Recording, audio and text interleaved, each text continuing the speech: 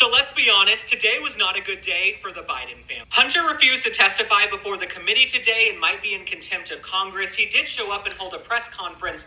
We're like 8 seconds in. I'm going to need to stop you right there. One of the things that really makes me crazy is people who have made careers out of reporting the news and then they don't actually tell you what the news is. And I'm not saying there's anything wrong with having your own perspective on these issues. Like, he's clearly a right-winger. Okay. But if you're going to make your channel, in its caption, say that what you do is cover the news, then you probably should give people the facts instead of misleading them, muddying the waters, and doing red herrings in order not to address what's actually going on. Let me explain to you what really happened with Hunter Biden yesterday.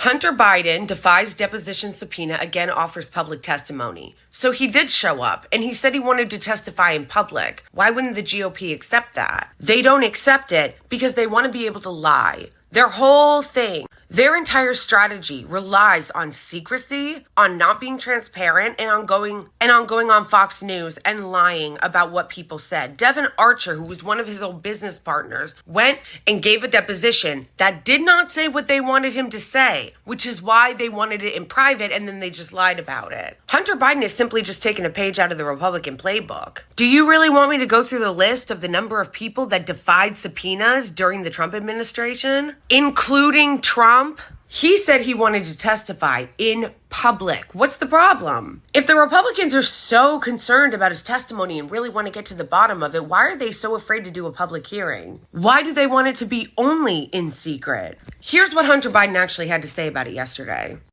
These same committee chairmen have engaged in unprecedented political interference in what would have already been a 5-year investigation of me. Yet, here I am, Mr. Chairman, taking up your offer when you said we can bring these people in for depositions or committee hearings, whichever they choose.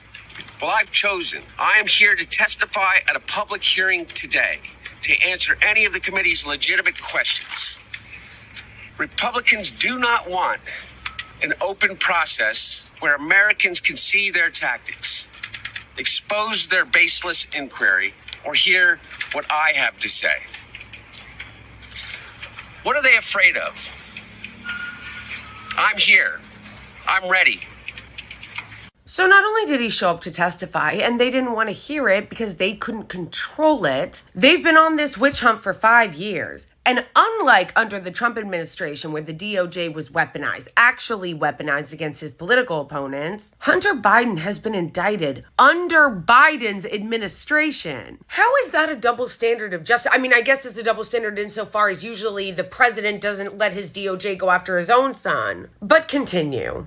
Who's lived off his family's name, who always plays the victim card. That's who he is. And yes, it seems like there's a double standard of justice because other presidents' children have shown up to testify.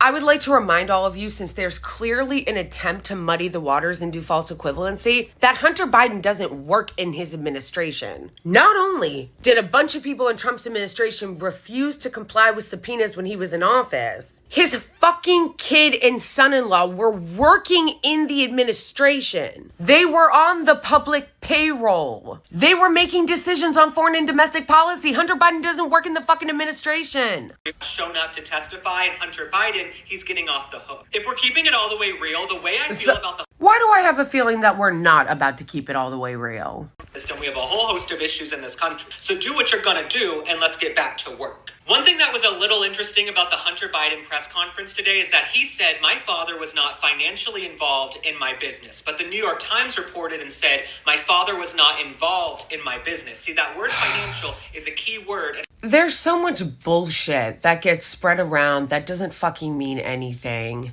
I've said it before and I'll say it again. I don't give a fuck about Joe Biden. I don't give a fuck about Hunter Biden. Yeah, he's a Nepo baby. I'm not gonna come out here and fucking cape for him. But why they on the right are so disingenuous is because even if Hunter Biden was profiting off of his family name, that's politics. But the reason why this whole thing is so fucking disingenuous is because if Hunter Biden is going to get in trouble for profiting off of his family name, then bye-bye to every single politician, including Trump and their fucking kids. This fake scandal of, oh my gosh, can you believe that Hunter Biden might have been profiting when he isn't qualified to sit on these boards? That's all of them. And they don't mean it. Because as I said in my last video, if you were to actually go after him for being an unqualified Nepo baby sitting on a board of a Ukrainian gas company that he had no business being on, that would open the door to all the incredibly corrupt politicians on both sides of the aisle, including Trump, that made money and let their fucking kids make money sitting on boards,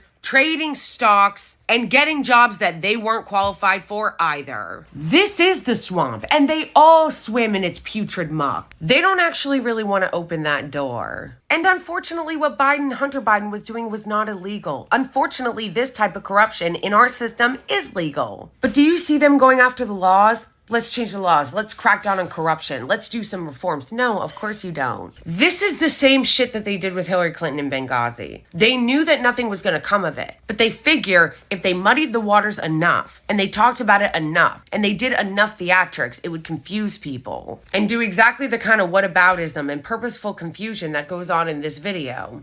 Oh, there's corruption everywhere. And sure, Trump's been indicted 4 times and there's overwhelming evidence of his guilt. But who can say? Because Hunter Biden something. But who can say? Because Hunter Biden something dick pic something Ukrainian gas company. It's not news. It's propaganda. It's just pushing a narrative. And it's like, okay, then just be honest about it. Don't present it like you're being like fair and balanced and you're just giving the facts, because facts were not present. Folks on the left, the right, the middle, all across the political spectrum, and something we're united on right now is that Joe Biden does not meet the moment. All of these crises going on here and around the world, he cannot handle them. He is not the negotiator. So you talk about the fact that our tax dollars are being wasted overseas, but you only mention Ukraine. Weird that. A lot of our tax dollars are going to Israel to fund their genocide in Gaza, but nope, nothing. The thing that makes me insane about Republicans is they love to talk about corruption and they love to talk about our tax dollars and this and that, but they never actually want to do anything about it. They 100% oppose any reforms that would actually address the corruption issues. They like them as political talking points, but when it comes to introducing legislation to, let's say, ban members of Congress from trading stocks, all of a sudden they're gone. And they want to talk about the border, and they want to talk about Ukraine and how we're wasting all this money, but then when it comes to Israel, it's like, no, sorry, 51st state, get whatever you want. Yeah, the problem with Biden is that he keeps letting Netanyahu cuck him. He keeps just doing whatever Israel wants. But you guys don't seem to have a problem with the offensive genocide that the Israeli government is carrying out against the people of Gaza, but you've got a big problem with money going to Ukraine to help fight off an imperialist invasion. Pick a lane. Either you care about American taxpayer money not being wasted on wars, or you don't. Either you care about corruption and addressing the corruption that filters everything in our political system, or you don't. Things would be a lot more real if you just admitted that this is all a team sport to you, that you don't have any... There is no guiding ideological principle. There is no consistent standard. But that's not going to stop them from doing a bullshit investigation that nothing is going to come of.